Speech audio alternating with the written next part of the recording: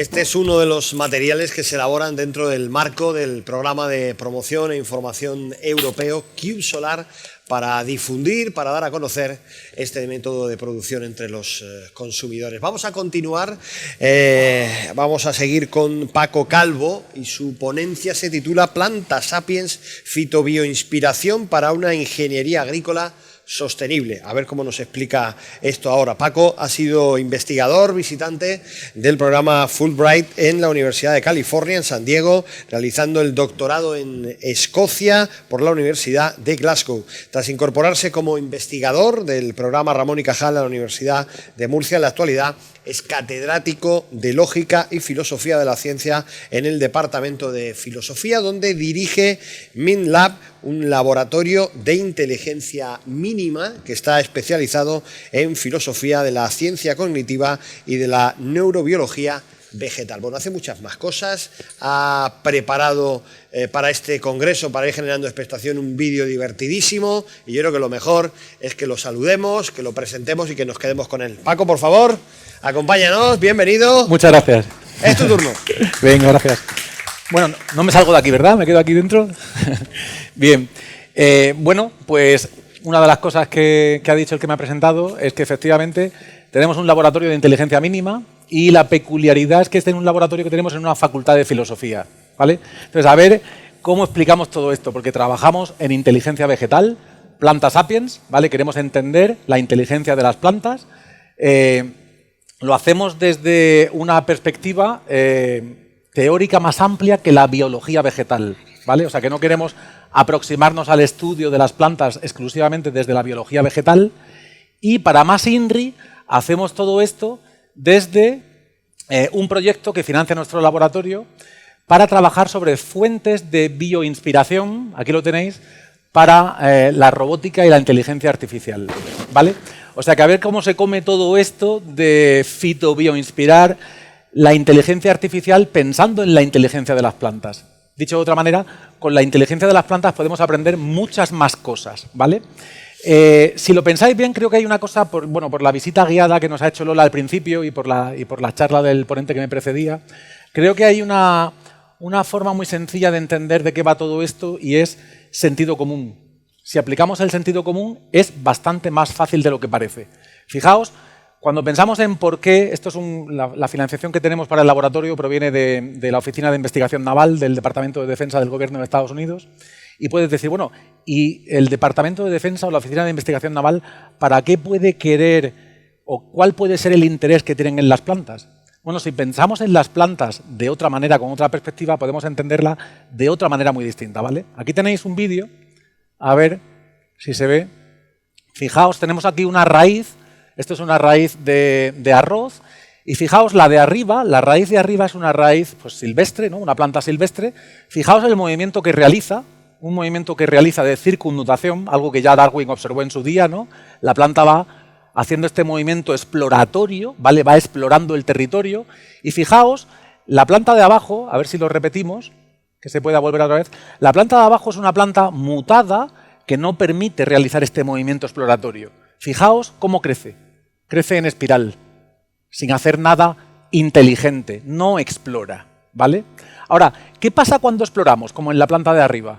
Bueno, podemos generar, por ejemplo, en este caso, bioinspiración para la robótica, desde la perspectiva de cómo se comporta un vegetal en su entorno, que te puede dar un resultado mucho más exitoso que el que obtienes cuando bioinspiras tus robots con modelos animales. O sea, pensar un modelo animal, pensar en un rover aquí en Almerimar pensarán en él como el carrito de golf, ¿no? Un carrito de golf con ruedas que va por la superficie de Marte, ¿vale? Es una especie de geólogo explorando, quiere encontrar algo, ¿no? Descubrir la geografía de Marte.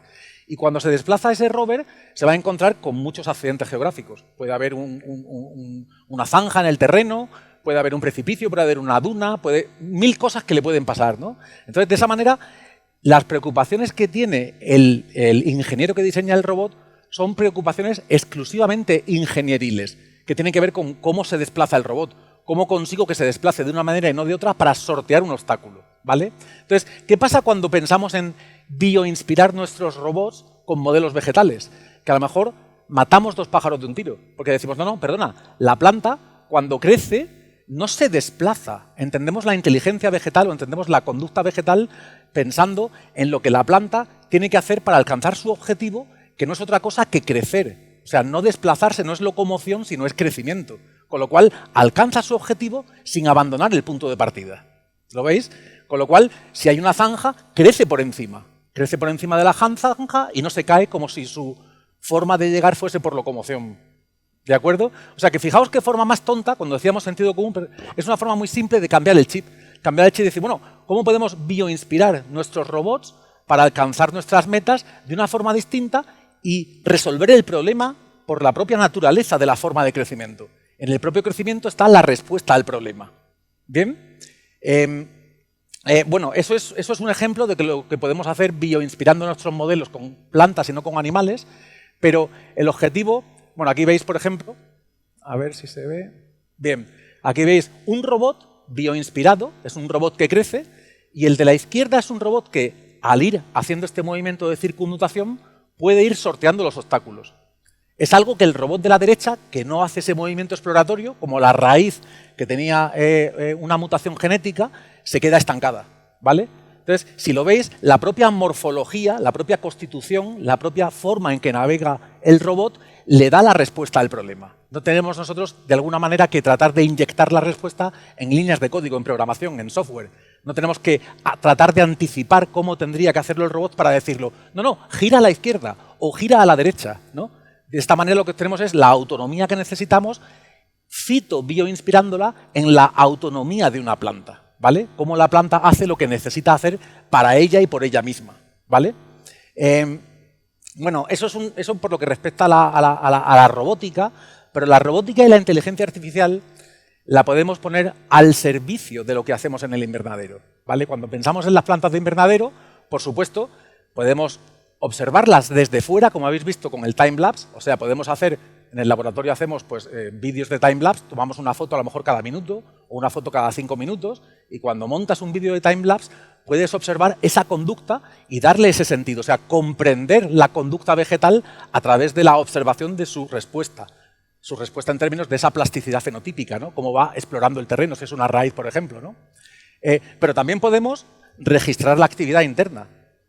Podemos tener sensores muy sensibles, electroquímicos, orgánicos, que te permitan registrar la actividad eléctrica de la planta, ¿vale? Aquí si insertamos un electrodo o un sensor en el sistema vascular de la planta, podemos ver qué está pasando dentro.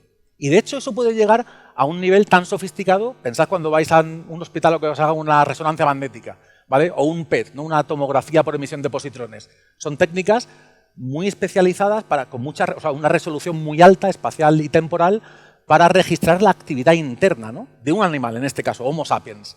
Bueno, ¿qué pasa cuando cambiamos Homo sapiens por planta sapiens? No hay ninguna diferencia, cambiamos el modelo, un modelo que no se desplaza, sino que crece, pero podemos utilizar las mismas técnicas de observación interna. O sea, no solamente observar la conducta externa del agente, del sistema, la planta, sino ver su actividad interna, entender el perfil de la respuesta electrofisiológica, ¿no? ¿Qué está pasando dentro de la planta? O sea, cómo se disparan sus células. Igual que las células neuronales, si pensamos en Homo sapiens, en la inteligencia animal, se disparan y podemos estudiar la actividad de un sistema neuronal viendo qué está pasando en su cerebro, ¿no? Cuando hacemos un electroencefalograma. Lo mismo pasa con una planta. Podemos ver qué se dispara y tratar de darle sentido a la actividad de la planta mirando esa respuesta eléctrica. ¿Correcto? Pues todo eso lo podemos hacer, o sea, estos son técnicas de tomografía por emisión de positrones, resonancia magnética, pero, ojo, todo eso de por sí no nos da lo que necesitamos. Me voy a salir del círculo para coger la botella de agua porque tengo la boca sequísima, ¿vale? Eso no te da todo lo que necesitas. ¿Y qué es lo que necesitas aparte de eso? Necesitas la capacidad de acercarte a la planta, aproximarte a su conducta, no solamente mirando el sustrato físico, o sea, no solamente esa actividad electrofisiológica. Si pensásemos, y esta es la clave de lo que hablábamos antes en el invernadero, no solamente tenemos que pensar en la actividad a nivel reduccionista o mecanicista, o sea, la actividad electrofisiológica, o la actividad molecular, o la actividad celular, sino que tenemos que pensar en el contexto ecológico. ¿Dónde está la planta? ¿Qué le importa a la planta? ¿Qué está pasando ahí fuera? ¿Vale? Entonces, solamente aproximándonos a la conducta de la planta desde la interacción de la planta con el entorno, el sistema acoplado, el sistema en su conjunto, planta-entorno, es donde entendemos qué está pasando aquí. Porque lo importante es que seamos capaces de ponernos en el pellejo de la planta. Si queremos hacer una agricultura sostenible, tenemos que hacer el ejercicio, el esfuerzo intelectual, el ejercicio de proyección, de ponernos en su pellejo, de pensar qué le importa a ella. Y para entender qué le importa a la planta, no solamente tenemos que hacer el esfuerzo de comprender la actividad eléctrica interna, qué está pasando electrofisiológicamente en la planta, por ejemplo, sino que tenemos que entender cuál es el contexto, el entorno circundante que le da sentido a la vida, a las manifestaciones observables cuando hacemos un time-lapse de la planta, ¿no? O sea, que es una postura que no es reduccionista, que no es mecanicista. Y por eso, si veis en la transparencia esta que teníamos aquí, lo que queremos decir aquí es que hay que acompañar esa investigación de la parte de abajo, que representa la investigación en biología molecular, celular, en fisiología vegetal, con el contorno ecológico, con el entorno ecológico. Hay que hacer una ecofisiología vegetal. El contexto es tan importante como lo que pasa dentro de la propia planta. ¿Vale? Eso es fundamental entenderlo. Y acordaos que os decía que hacemos todo esto desde una facultad de filosofía, trabajando en ciencia cognitiva.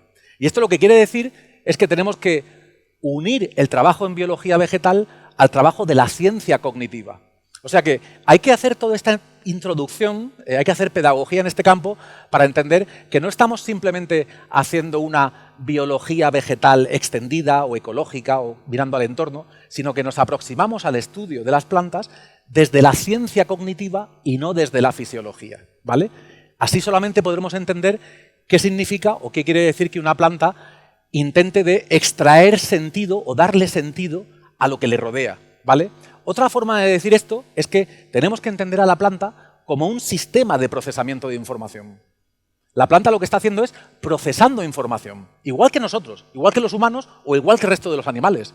Cuando tratas de comprender cómo se comporta una rata de laboratorio, un perro, un gato, nosotros mismos, pensamos en nosotros como sistemas que procesan información. Bueno, pues el sistema vascular de la planta, por donde fluye la información, eso es precisamente de lo que hablamos, de un sistema de procesamiento de información. Y no solamente un sistema de transporte de sustancias, que los azúcares o los minerales o el agua viajan a través del xilema y del floema, ¿no? De las autopistas que conectan el cuerpo de la planta. Esas autopistas son autopistas informacionales.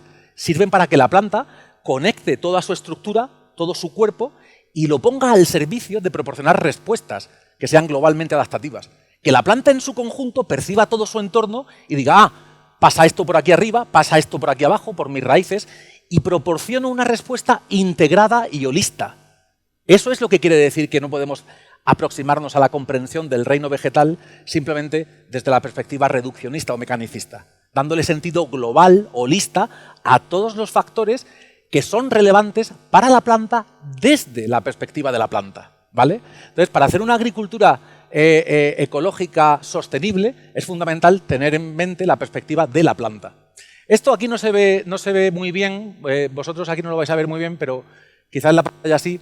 Esto es un invernadero, es un proyecto que se desarrolla en Suiza y es muy interesante porque cuando hablamos de esa electrofisiología, la actividad electrofisiológica de la planta, lo que tenemos que entender es que hay sistemas o que podemos tener un sistema de sensores, de biosensores, para registrar esa actividad que decíamos de la planta, que te permitan actuar de manera temprana. O sea, que tú, registrando la actividad o interpretando la actividad interna de la planta, veas cuando hay una fuente de estrés, por ejemplo, la planta está sometida a una fuente de estrés, térmico, químico, lo que sea, cualquier fuente de estrés.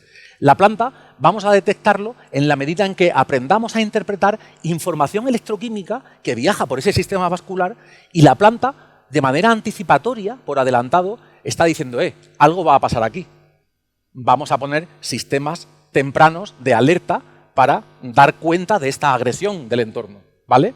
Entonces, si somos capaces, en estos modelos, lo que representan son invernaderos de última generación, lo que se representan estos modelos es la capacidad de, con técnicas de machine learning, ¿no? De algoritmos que entrenamos sobre esa información, alimentar esas redes neuronales artificiales con la información proveniente de esos sensores que colocamos en la planta, De tal manera que una vez que interpretamos esa información, conectemos el sistema, lo automaticemos para regular pues, la cantidad de nutrientes que necesitan, el riego, las condiciones de luz, de iluminación, de humedad relativa, lo que sea, todos los parámetros que son potencialmente relevantes, seamos capaces de ajustarlo en tiempo real para anticiparnos a ese estrés futuro que la planta nos está avisando que va a sufrir. La planta va a sufrir un estrés futuro, lo leemos electroquímicamente a través de esos sensores y somos capaces de darle solución al problema antes de que aparezca, ¿vale? O sea, es la capacidad de ponernos por delante, anticiparnos a las contingencias del entorno, pero leyéndolo directamente a través de la propia planta, comprendiendo cuáles son sus necesidades a través de la actividad que procesamos de ella misma. Si la planta sabemos entenderla, nos va a decir qué es lo que le pasa antes o cuando todavía no es demasiado tarde, dicho de otra manera, ¿vale? Entonces, esa es una de las cosas que podemos hacer. Y, por supuesto, cuando apelamos al concepto de procesamiento de la actividad eléctrica de la planta, tenemos que hacerlo desde la perspectiva de la inteligencia vegetal. Y a eso nos referíamos, entendiendo la planta como un agente con sus intereses, con sus intenciones, aquello que a la planta le interesa hacer de una manera y no de otra. Acordaos de la raíz, cómo explora el terreno. O sea, no crece simplemente hacia abajo, sino crece de manera intencional, decide un camino y no otro en función de sus intereses concretos, ¿vale? Sus intereses particulares. Y en función de eso, apelando a ese concepto de inteligencia vegetal, integrando la propia idea de inteligencia vegetal en el diseño del invernadero, podemos entonces generar posibilidades de optimización de la cosecha, reducción del estrés, etcétera, etcétera, etcétera, ¿vale? Bueno, ahí hay información. Bueno, vamos. Esto es la perspectiva o en la que a mí me gustaría insistir, como hemos visto antes con Lola en la visita guiada. ¿Veis? Esto es lo que ha dicho antes Lola perfectamente en la visita guiada. Ponernos en el pellejo de la planta. Si no somos capaces de pensar qué es lo que le interesa a ella, ¿vale? ¿Qué es lo que le interesa a ella? Y este cómic, esta tira lo refleja muy bien. Pues estamos perdiendo el tiempo y dinero. Y la forma más sencilla de hacerlo es con sentido común. Ponte en el pellejo de la planta, piensa que es relevante para ella y entonces podrás tomar medidas que serán sostenibles y ecológicas, ¿vale? Fijaos un ejemplo, para ir un poco más allá. Reducción de estrés. Pensamos en dormir, ¿verdad? Los beneficios del sueño. Cuando pensamos en los beneficios del sueño, bueno, sabemos, por ejemplo, que el sueño lo podemos inducir a través de la melatonina que segregamos, ¿no? Pero tenemos esa obsesión zoocéntrica, antropocéntrica y zoocéntrica. Nosotros, los animales, el reino animal, somos los mejores y los únicos que tenemos esas grandes capacidades. Y decimos, no, claro, es algo que yo hago y solo pienso en el beneficio que tiene para mí. Y no se nos ocurre pensar algo tan sencillo con el sentido común que es, bueno, ¿y las plantas no se benefician del descanso? Pero no metafóricamente. ¿Qué quiere decir que una planta pueda dormir? Y de repente decimos, anda, perdona, que no era una metáfora, que las plantas sintetizan su propia melatonina. Y fijaos si somos cabezones y nos gusta pensar que tenemos la exclusiva de ciertas cosas, que pensamos que la melatonina es algo nuestro. Se identificó en el ganado bovino en los años 50 y desde entonces, bueno, sí, lo segrega la glándula pineal, tomamos tabletas de melatonina para dormir cuando no podemos conciliar el sueño, pero artificial, sintetizada, y no se nos ocurre pensar que una planta, esa molécula, le hace bien a ella. O sea, hasta 1995 no se descubrió la fitomelatonina. Hasta hace 25 años no se descubrió la fitomelatonina. Y cuando se descubrió, en el 2004, hace 20 años, se acuñó la expresión fitomelatonina. O sea, el énfasis en el prefijo para decir que, cuidado, que no es melatonina, que eso es una cosa nuestra, es fitomelatonina, la misma molécula. Y no se nos ocurre pensar, nos falta dar ese salto de sentido común, de decir, oye, si la planta biosintetiza su propia melatonina, ¿no será por su propio interés? Y ahora mismo, gracias a ese salto que hemos dado, intelectual, nos damos cuenta de que hay toda una línea de investigación en el estudio de los factores o el modo, el rol que desempeña la fitomelatonina en una cantidad de respuestas fisiológicas de las plantas. Sabemos, bueno, esto es una planta, esto es un patrón de los que estudiamos en el laboratorio en Murcia, de Nyctinastianos, sabemos las leguminosas, el plegamiento foliar nocturno, y claramente hay un seguimiento del patrón vigilia-sueño, día-noche, ¿no? La planta anticipatoriamente pliega las hojas cuando se va a ir el sol, antes de que se vaya. Y antes de que salga ya está desplegando los paneles solares. Luego hay un patrón muy sofisticado de sincronización con esas regularidades, con el ciclo de vigilia-sueño, el ciclo planetario, ¿no? Las 24 horas, relojes circadianos, pero la melatonina, la fitomelatonina en las plantas les permite sincronizarse bien con esos patrones, con esos ritmos, porque son ritmos que aportan información relevante para su metabolismo y su fisiología. Una planta que esté estresada no va a rendir como una planta que no está estresada. Podemos inducir jet lag. El jet lag que tú sufres cuando cruzas el charco, coges un avión y te vas a Estados Unidos, ese jet lag lo puedes inducir en una planta, cambiándole el fotoperiodo. Si le cambias la zona horaria, si la pones a vivir en otro país de golpe, pues va a empezar a plegarse o a desplegarse sus paneles solares cuando no toca. O sea, está en jet lag. La fitomelatonina le va a permitir sincronizar esos patrones. O sea, reducir el estrés. El estrés en este caso inducido por jet lag. Pero hay otras muchas formas de estrés. La fitomelatonina también va a servir, por ejemplo, para regular la apertura y el cierre de los estomas. Y la apertura y el cierre de los estomas va a hacer, por ejemplo, que haya menos posibilidad de una infección bacteriana. Hay tantos y tantos ejemplos donde esa investigación puede ser útil en ingeniería agrícola sostenible, que solamente nos falta darnos cuenta de que no hacemos nada distinto, de que tiene todo el sentido del mundo. Si pensamos que organismos vivos de otro reino, no el reino animal, utilizan el mismo tipo de moléculas, los mismos canales de señalización, para hacer cosas parecidas, cosas que son importantes o significativas para ellas, ¿vale? Aquí esto no se ve bien, con lo cual no voy a dedicarle mucho tiempo, pero veis, de hecho, son ejemplos de pepino y de tomate.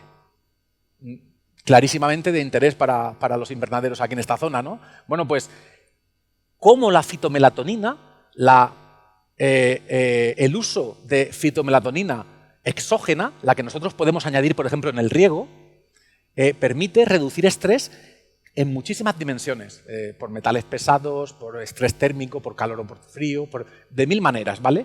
Entonces, todo eso es información relevante, pero insisto, ahora bien, es relevante, ahí no se ve bien, pero ahí tenéis un listado de las cosas que podemos hacer con fitomelatonina o lo que estamos aprendiendo que las plantas hacen con su propia fitomelatonina, ¿vale? Regulación o promoción del crecimiento radicular, como las raíces que hemos visto antes, esos patrones de exploración, se optimizan con una buena regulación de esos ciclos, ¿vale? Y etcétera, etcétera, etcétera. Éxito en la germinación, optimización también de la fotosíntesis, etcétera, etcétera, etcétera. Ahora bien, fijaos si nos cuesta cambiar el chip, que ni siquiera somos conscientes de que otra molécula, en este caso podemos utilizar un anestésico, el mismo tipo de anestésico que utilizamos en un veterinario, que un veterinario utiliza para poner a dormir a un gato o un perro.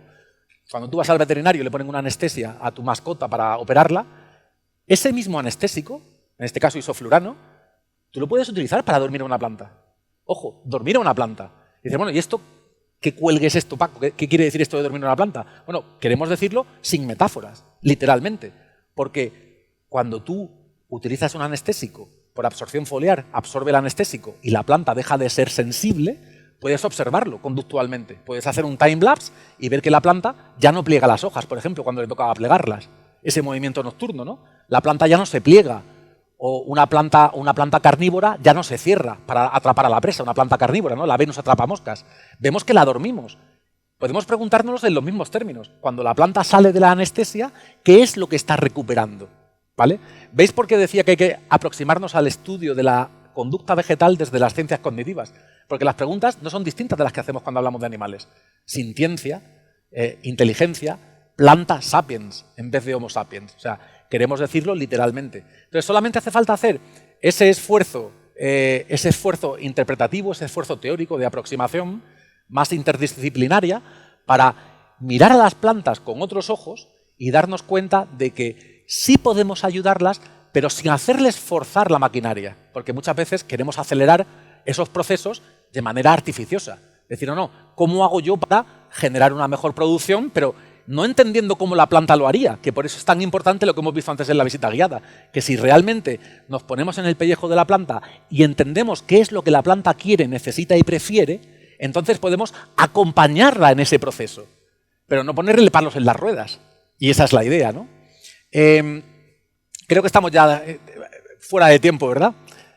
Vale, pues aquí tenéis algunas imágenes de las dos técnicas combinadas, ¿no? Las técnicas de observación con timelapse, con inserción de electrodos para la actividad eléctrica que podemos registrar.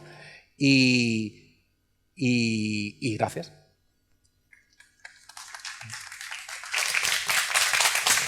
Efectivamente. No te vayas a ir, Paco, muchas gracias. Aquí me quedo. Yo mientras se animan con las preguntas, ya sabe el público que tenemos un tiempo para bueno, pues sacarte todo el partido que podamos, pero hay una idea que me ronda la cabeza desde que he empezado a escucharte, y es cómo un filósofo termina aquí, en Planta Sapiens. Yo también me lo pregunto. Pues la verdad es que, ¿qué quieres que te diga?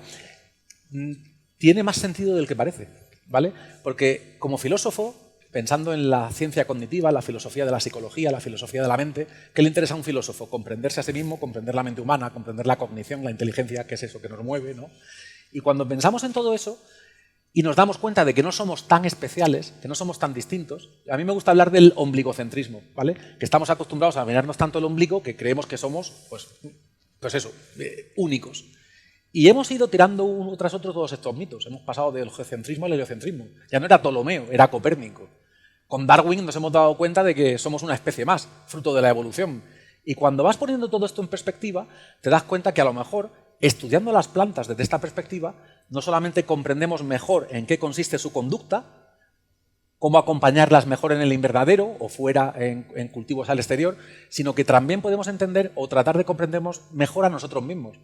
Por ejemplo, esa obsesión que tenemos nos llamamos el neurocentrismo, ¿no? La obsesión que tenemos con el hardware neuronal, como si tener neuronas fuese algo imprescindible para ser inteligente o para tener una conducta adaptativa, sofisticada.